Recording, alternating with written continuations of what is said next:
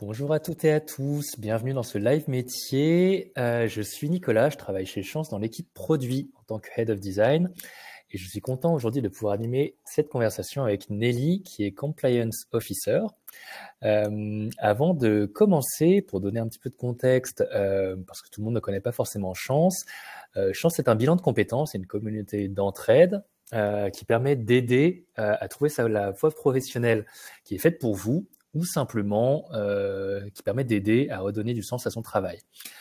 Dans le cadre du parcours Chance, si vous réalisez que vous n'êtes pas forcément satisfait de votre métier, on va vous inviter à explorer d'autres métiers et à parler à des professionnels, leur poser tout un tas de questions pour découvrir la réalité de leur métier.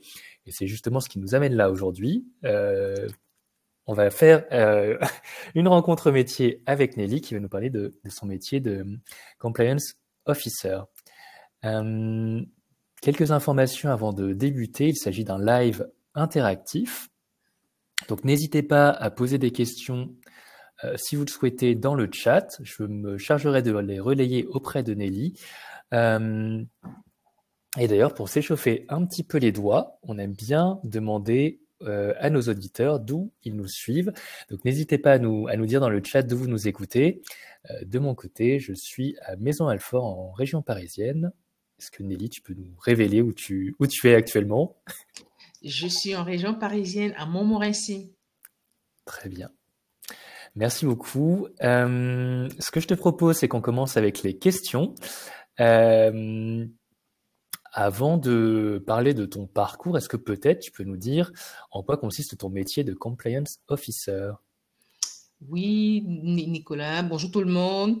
Mon métier de compliance officer consiste principalement à me rassurer que les banques, principalement parce que je travaille pour les banques, respectent les normes de lutte anti-blanchiment et lutte contre le financement du terrorisme. C'est principalement ça. Pour ça, ça passe bien sûr en deux lignes entre la surveillance ça passe généralement sur la surveillance des flux, s'assurer de la cohérence des flux et qu'il n'y a pas de flux suspects ou de flux atypiques ou de flux qui ne respectent pas les normes nationales, européennes ou internationales, grosso modo.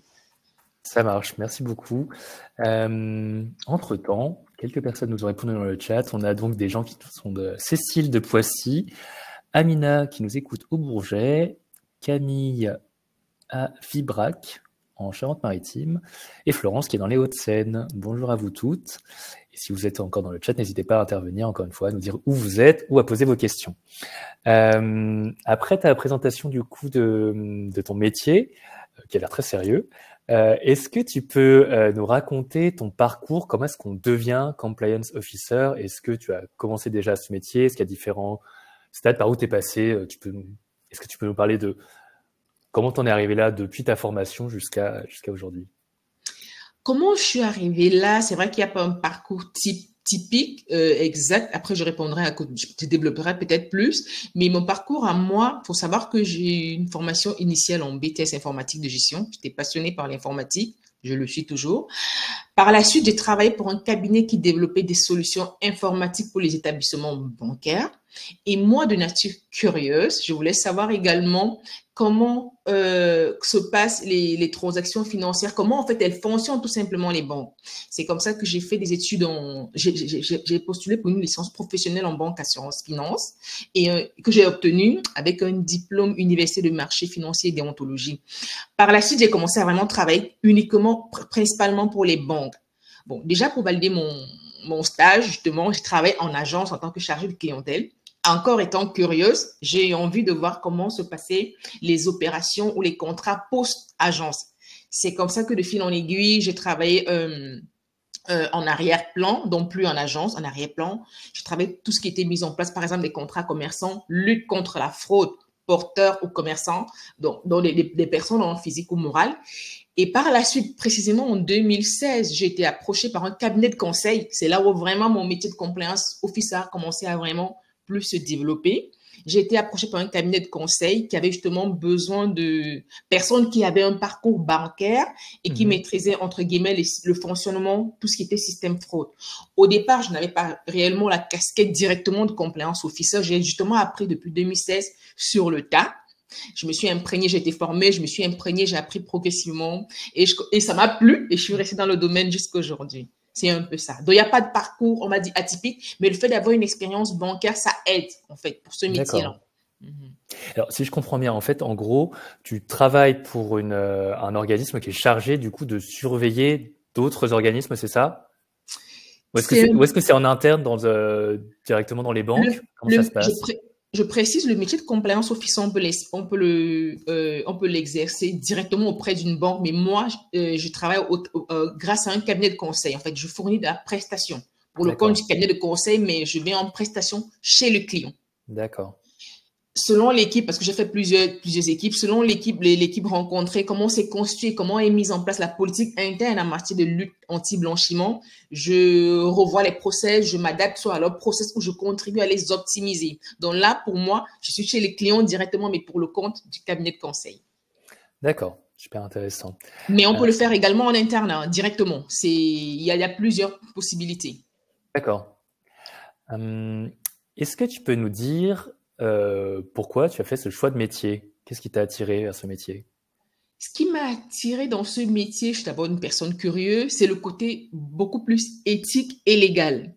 Déjà, protéger nous en tant que personnes physiques, aussi bien personnes morales, il faut bien que nos investissements ou le système économique, en tout cas de façon globale, soit sécurisé. Avec les événements, la vague d'attentats, par exemple, qu'il y a eu, avec les scandales financiers qui arrivent souvent, qui arrivent parfois, un peu partout, ce qui m'a fait rester encore ce qui me m'aide à rester dans ce métier, c'est le sentiment de pouvoir contribuer à quelque chose d'éthique, à protéger les intérêts déjà la santé économique, par exemple, les intérêts aussi également des investisseurs. Parce que nous, en fait, une personne lambda, simple épargnant et un investisseur également de base. Donc, si lutter contre la fraude, par exemple, c'est protéger ses intérêts. Lutter contre le financement du terrorisme, c'est protéger également les intérêts de la banque. Le risque réputationnel, il y a beaucoup d'aspects risques derrière et j'aime contribuer à cela. D'accord, super. Merci beaucoup. Est-ce que tu peux nous raconter une journée type? Est-ce que tu as une journée type? Déjà, souvent les gens nous disent, oh là là, il y a beaucoup de choses, il n'y a pas de journée type.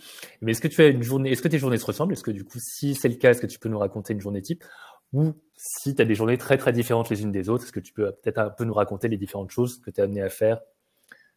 Donc, c'est vrai qu'il n'y a pas toujours une journée type ou une journée qui se ressemble. Après, il y a des similitudes dans les journées. Une journée type, par exemple, quand j'arrive le matin, bon, ça a varié selon les évolutions que j'ai eues dans les postes et les entités où je me trouvais, où je travaillais. Mais une journée type, en fait, quand j'arrive, selon que je me trouve sur l'aspect surveillance des alertes embargo, par exemple. Parce que faut savoir qu'en tant que compliance officer, selon l'entreprise où on se trouve, il y a différents périmètres de la sécurité financière. Il y a l'aspect, justement, connaissance client. C'est une surveillance des transactions, mais par profil client. Il y a l'aspect également, autre part, sécurité financière ou traitement potentiellement des alertes. Là, c'est conjoint, mais c'est différent. Les alertes, par exemple, chaque établissement bancaire a son logiciel de filtrage de flux qui, justement, doit évoluer, être optimisé pour cela. Quand j'arrive, selon le travail organisé avec l'équipe, je catégorise les flux qui sont prioritaires selon les montants et selon les urgences, selon les délais également de traitement. J'analyse, bon, généralement, le travail se répartit, on va dire, naturellement entre l'équipe, mais j'analyse, j'investis là, je prends le cas des alertes avérées, parce que les alertes non avérées, c'est autre chose, c'est les faux positifs. Pour les alertes avérées, ça veut dire qu'un flux est réellement suspicieux. Je mène les investigations nécessaires que je joins à la piste d'audit. En fonction des investigations que j'aurais eues via les différentes bases de données, les différents outils, je donne un avis, un argumentaire pour un avis favorable ou défavorable en fonction de l'enquête que j'aurais menée. Et c'est comme ça que je peux décider, en fait, je peux décider à mon niveau. Il y a parfois le contrôle 4 yeux. Quand j'étais au niveau du contrôle, du premier niveau de contrôle, je donnais mon argumentaire et c'est la personne qui est au second niveau de contrôle 4 yeux qui devait valider, en gros, libérer totalement le flux, s'assurer que je ne suis pas passé à autre chose, passé à côté de quelque chose, par exemple, et confirmer cet avis que j'ai donné. C'est là où, selon les cas, il peut y avoir un gel d'avoir ou une libération de flux, tout simplement. Mais vraiment, s'assurer que la transaction respecte aussi bien la politique interne déjà de l'entreprise et les normes des régulateurs. Principalement, c'est ça. Bien entendu, il peut avoir des points, il y a parfois des points à faire, des cas un peu délicats sur lesquels il faut échanger. Je m'occupe de ça. Bien sûr, derrière, il y a également un travail de production. Il y a un problème, en fait, il y a également des chiffres à produire. Je réalise les reportings si besoin. S'il y a des réunions à préparer, je le fais. S'il y a des nouveaux arrivants, des nouveaux collaborateurs qui sont arrivés, bien sûr, je programme leur formation. C'est principalement ça, en fait. Sinon, on va dire, 60%, c'est une activité de production, donc de surveillance des flux et d'investigation. Et le reste des temps, c'est dans les différentes réunions. Et principalement, c'est ça, grosso modo. Génial. Merci beaucoup pour les infos. Je vois que des personnes ont déjà commencé à nous poser des questions dans le chat. Je te les relayerai tout à l'heure. Est-ce que tu parlais tout à l'heure de flux suspects, etc., d'investigation? Comment est-ce que tu investigues exactement? Est-ce que déjà, qu'est-ce qui fait que quelque chose est suspect et quels sont tes moyens pour investiguer? C'est intéressant ta question parce que ça me permet je vais toujours te répondre sur deux volets de la compliance que moi j'ai eu, sur lesquels j'ai eu à travailler. Sur l'aspect, par exemple, sanction embargo international, tout simplement. Si je me rends compte que faut savoir les messageries suivent les messageries de transactions, je vérifie d'abord que les contreparties ne sont pas listées, donc ne sont pas sur les listes de sanctions. Je m'assure de l'objet en fait de la transaction. Si c'est un achat de marchandises, par exemple, je prends un cas concret, un achat de marchandises. Faut que je m'assure que, bien sûr, à partir des investigations, que je m'assure que les produits ne peuvent pas être, par exemple, à double usage. Peut-être une liste de produits chimiques, je sais pas. La finalité, c'est de se rassurer qu'il n'y a pas des marchandises qui sont achetées, par exemple, pour créer des armes. Je prends un exemple vraiment un peu touchy, mais c'est ça. S'il y a un risque de double usage, il y a des documents nécessaires à réclamer pour lever ce doute-là. Si c'est pas le cas, si le doute est levé, le flux est libéré. Mais s'il y a une suspicion, faut faire le nécessaire pour que cette transaction, par exemple, soit bloquée. Ça, c'est les cas, on va dire, relativement simples.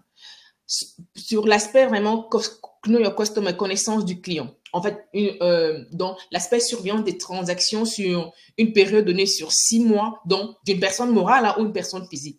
C'est vraiment, il y a des logiciels internes, trier toutes les opérations sur un intervalle de 6 mois ou 1 an, par exemple. Si, en fonction de... Excusez-moi. Ça arrive. Non, comme je devais être connecté au téléphone, mais j'ai pas pu le faire. OK. Si, sur un intervalle en fonction du profil client, il y a des opérations qui, en fait, semblent suspectes, ne sont pas cohérentes avec l'activité du client. Naturellement, il faut les chargés d'affaires ou un agent, ils sont chargés de réclamer les justificatifs. Si les justificatifs probants sont donnés, le doute est levé. Il faut une explicabilité, tout un argumentaire et mettre à jour ce qu'on appelle le dossier KYC du client. Si l'origine des fonds, par exemple, ou l'origine des fonds suspects n'est pas justifiée, là, justement, il y a une soupçon. Dans ce cas, il faut faire une déclaration de TRAFOI, qui est le service de renseignement pour tout ce qui est surveillance de transactions. Donc, c'est principalement ça. Pour répondre à je pense que j'espère que ça répond à ta question, mais n'hésite pas à redévelopper parce que je pense que c'est mon élément et que je rende ça le plus simple possible à comprendre, en fait. Ouais. Mais sinon, c'est simple, hein. C'est vraiment du bon sens, de la cohérence, tout simplement. Super. Merci beaucoup. Une question qui peut intéresser les personnes qui nous regardent et qui sont intéressées par ton métier. Quelle formation il faut suivre pour accéder à ce métier? Et ça rejoint une question de Florence qui demande quel est le diplôme requis pour être compliance officer. Est-ce que c'est un master 2 et une expérience bancaire ou finance? Point d'interrogation. J'ai envie de dire, parce que les choses évoluent, ce que je peux dire aujourd'hui, c'est que idéalement, ça c'est un idéal. Après, on tombe vers l'idéal, on peut l'atteindre ou pas, mais on peut toujours trouver des moyens. Idéalement, c'est bien d'avoir un master 2 en droit, dans un domaine du droit ou en finance. Cependant, avec un niveau différent, on peut y accéder. Parce que moi, j'ai eu à former sur l'une de mes dernières missions, j'ai eu à former des collaborateurs qui n'avaient pas d'expérience bancaire. Bien sûr, avec l'expertise que j'avais, j'ai pu les former. Il suffit d'être curieux, d'être investi, d'avoir une certaine ouverture d'esprit également et de s'engager. Ils ont été formés, je pense, en 2 semaines. Ça dépend, hein. Bien sûr, on ne va pas commencer tout de suite par un poste de compliance complet. Généralement, parfois, on appelle gestionnaire KYC ou gestionnaire compliance, analyse des flux. On est spécialisé vraiment sur l'analyse des flux. Du coup, il faudra un contrôle second degré par une autre personne pour valider totalement ce que la personne a fait. Par exemple, on peut commencer en tant qu'analyste des flux, mais une formation relativement de 2 semaines peut suffire, mais bien sûr, en gravissant les différentes étapes. Oui, mais ça, il faut vraiment être également à l'aise avec les outils informatiques naturellement, faire preuve d'adaptabilité et avoir surtout vraiment beaucoup de bon sens, avoir une certaine logique, de pouvoir avoir également des attitudes de recherche, pouvoir savoir rechercher une information via les différentes sources de données disponibles, sources internes, bien sûr, différentes bases de données. Mais je vous rassure, c'est pas complexe quand on vous montre et que vous êtes un peu aguerri, ça passe. Donc, idéalement, idéalement un profil bancaire, un master 2 en banque ou de juriste, mais les autres également, s'ils ont des aptitudes à s'investir, ça le fait également. D'accord, super. On a pas mal parlé du coup du domaine bancaire et une question de Cécile, dans quels autres domaines ce métier existe-t-il? Tout métier qui a un lieu, dans le domaine immobilier également, par exemple, parce que je me rappelle quand j'avais travaillé à la Caisse des dépôts et consignations, tout ce qui est transactions immobilières, par exemple, faudrait que la banque, tout établissement financier ou même tout agent immobilier, en fait, toute personne qui a une agence immobilière, par exemple, toute personne qui travaille avec les relations, la banque, toute personne qui utilise le circuit financier. C'est vrai que ce sont les banques qui sont les principales actrices, mais même par exemple, le simple boulanger, je ne vais pas dire le simple boulanger,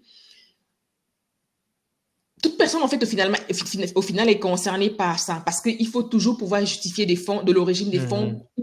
En fait, toute personne qui travaille avec des clients, il faut qu'elle puisse, parce qu'en tant que personne physique, par exemple, il y a des restrictions qui sont faites sur les personnes issues des pays totalement sous embargo total, par exemple.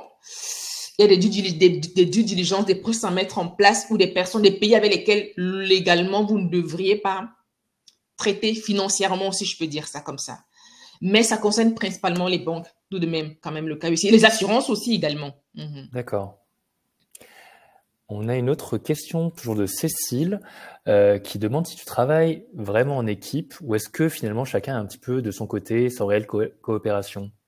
C'est beaucoup un travail en équipe, en fait, en équipe, oui. En équipe, parce que déjà au départ, pour se former, c'est un travail d'équipe. Les due diligence, comment on dit, les process qui ont été mis en place, ce sont des process qui ont été en fonction des différents cas, parce que les process sont optimisés au fur et à mesure. Ce qu'on appelle par exemple la rémédiation. Quand parfois les régulateurs arrivent, ils contrôlent de façon pas hasardeuse. Ils effectuent des contrôles sur le stock, par exemple, d'opérations qui ont été libérées l'année N-1. En fonction des cas potentiellement qui sont passés dans les mailles de filet qui n'auraient pas dû, on s'en inspire pour faire de la remédiation. C'est-à-dire, on essaie de réanalyser, voir où on aurait pu mieux faire et mettre à jour les process. Donc, on est toujours, bien sûr, amené à travailler en équipe dans la mesure où il peut y avoir des cas souvent très atypiques, non communs du tout. Et ça, il faut demander, il faut se renseigner auprès des personnes, des seniors ou même de l'équipe juridique ou de la direction de la conformité, par exemple. Donc, c'est vraiment un travail d'équipe. Mais après, bien sûr, le travail de production, c'est un travail justement un peu unique, mais c'est un travail d'équipe, en fait. Oui. Super. Est-ce que vous avez une certaine flexibilité dans votre organisation? Oui, une certaine flexibilité. Après, c'est vrai que quand il y a des périodes, je prends des périodes, par exemple, il y a des périodes où il y a sur la partie analyse des alertes, par exemple. Il y a des périodes de rush, donc ce qu'on appelle des cut-off, des délais de validation à respecter ou de traitement à respecter. On peut s'organiser, c'est là où la gestion de la priorité intervient. On peut s'organiser on peut s'organiser, mais il y a quand même une marge quand même, mais bien sûr en essayant de respecter parfois les deadlines. Par exemple, un flux qui est resté en suspens parce qu'il est en investigation, en attente de documents justificatifs. Il y a un délai, ça dépend, un délai peut-être de 10 jours, de 15 jours, qui a été annoncé soit en agence, soit au client, mais en agence beaucoup plus parce que ce sont eux qui sont en contact direct avec le client. Il faut par exemple respecter ces délais-là, un calendrier à respecter, mais il y a quand même une flexibilité sur l'harmonie du temps, sur l'organisation du temps. Super. Merci. On a une question d'Ophélie. D'ailleurs, si vous avez d'autres questions, n'hésitez pas à les poser dans le chat.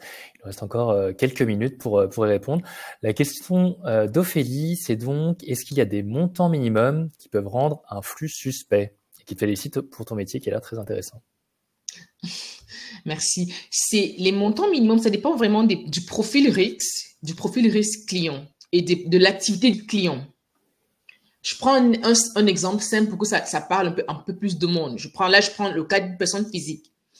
Un salarié qui, par exemple, gagne, disons, 5 000 euros. Je prends un chiffre au hasard, 5 000 parce que c'est rond.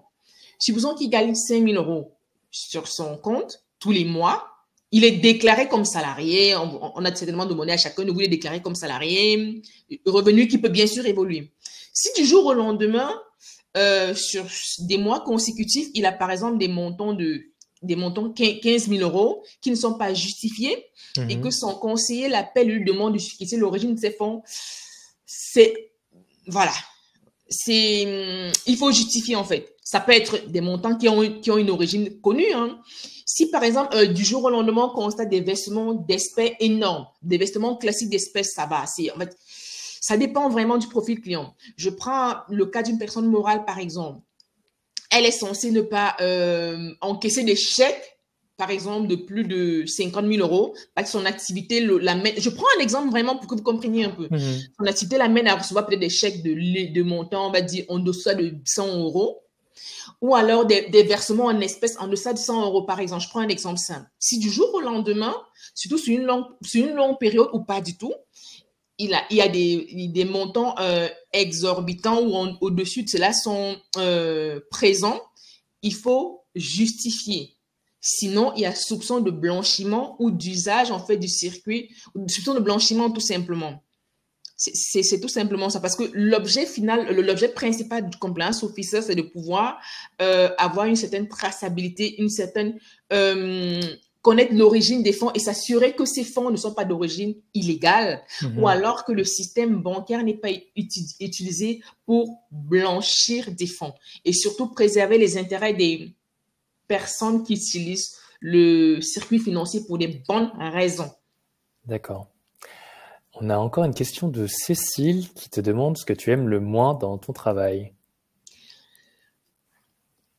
Ce que j'aime le moins dans mon travail, c'est quand j'ai un doute, en fait, quand par exemple, ça j'arrive, en fait, c'est un travail bien sûr qui a un côté humain. Quand j'ai une transaction, je sens qu'elle paraît cohérente. En fait, j'imagine, hein, c'est moi qui j'imagine la raison d'être de cette transaction. Et parfois les clients, il y a des clients comme ça, ils veulent pas, en fait, ils veulent pas donner les justificatifs. Parfois, la raison, pour des raisons personnelles. Mais logiquement, on peut imaginer, mais on a besoin de leur validation, de leur confirmation pour argumenter la piste d'audit. Ça me gêne, en fait, ça me gêne souvent de voir que les flux sont bloqués pour ça ou peuvent être retardés.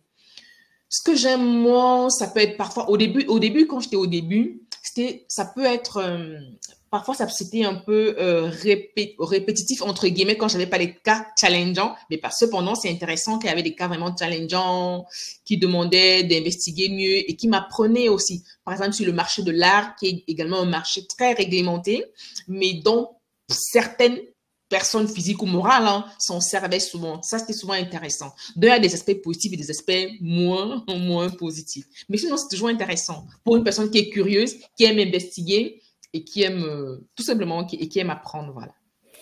Ça marche. Et on va prendre une dernière question avant la fin du live. Une question de Janet, du coup, qui demande quelle est la différence entre un analyste KYC AML et un compliance officer. Alors du coup, j'ai regardé ce que c'était que KY, c'est Know Your Customer, et AML, c'est Anti-Money Laundering, donc anti-blanchiment. Exactement. Un analyste, en fait, Know Your Customer, comme tu l'as bien dit, Nicolas, c'est quelqu'un qui va s'occuper principalement de s'assurer de l'entrée en relation, de s'assurer que les normes, surtout que les process internes de la banque respectent bien les due diligence en matière d'entrée en relation. Un compliance officer, en fait, c'est vrai qu'un compliance officer, l'intitulé peut changer d'une entité à l'autre. Il peut exercer également les fonctions de KYC et en plus peut-être les fonctions de sécurité financière, donc sur l'aspect alerte embargo par exemple, sur l'aspect traitement des alertes en plus, ou sur l'aspect même mise en place des process de due diligence, de formation, d'optimisation des process, comme je disais, et l'aspect réglementaire surtout, c'est là où l'aspect juridique arrive. Mettre en place de façon opérationnelle les lois, que ce soit en termes d'OFAC qui est le trésor public, ou en termes de régulateurs européens principalement. C'est un peu plus varié. Oui, mais sinon, ça se rejoint. C'est des fonctions qui se rejoignent, qui sont connexes en tout cas. D'accord. Et vraiment une dernière question de Amina qui demande s'il est possible d'accéder à ce type de poste avec un BTS, c'est une expérience de conseiller clientèle bancaire. L'expérience de conseiller clientèle bancaire, oui, c'est possible. C'est très bien parce que c'est un bon début déjà sur le fonctionnement des banques. En tant que conseiller clientèle bancaire, la partie KYC sont eux justement qui initient souvent cela, tous les documents d'entrée en relation, dont la pièce d'identité, le profil d'activité, tout cela. C'est possible. Après, il faut pouvoir saisir la bonne opportunité au bon moment ou ne pas hésiter à postuler. Même s'ils ont écrit dessus Bac+1, faut pas hésiter à postuler et montrer en quoi vous allez correspondre au descriptif du poste. C'est bien possible, en fait. Super. Eh ben, écoute, merci beaucoup pour tes réponses hyper précises. J'ai appris beaucoup de choses en t'écoutant. Je ne connaissais pas ce poste de compliance officer. Avant de nous quitter, je voudrais juste faire un petit message. En fait, le live auquel vous venez d'assister aujourd'hui, donc le live métier, ça fait partie d'une série de lives qui ont lieu toute la semaine, qui permettent aux personnes de découvrir tout un tas de métiers très différents et passionnants. Donc c'est ce qu'on appelle chez nous des actes d'entraide, c'est de l'entraide professionnelle. Chance, comme je le disais, est une communauté d'entraide. Donc si jamais vous voulez vous-même devenir membre de la communauté d'entraide et pouvoir proposer votre aide professionnelle à d'autres personnes qui auraient des questionnements, ou même demander de l'aide professionnelle, n'hésitez pas, je vous ai partagé un lien dans le chat, vous pouvez devenir membre en remplissant quelques informations. Merci beaucoup Nelly pour tes réponses. À tous, à toutes. Et merci, et effectivement, merci à toutes les personnes qui nous ont suivis et à bientôt, bon après-midi. Bon après-midi.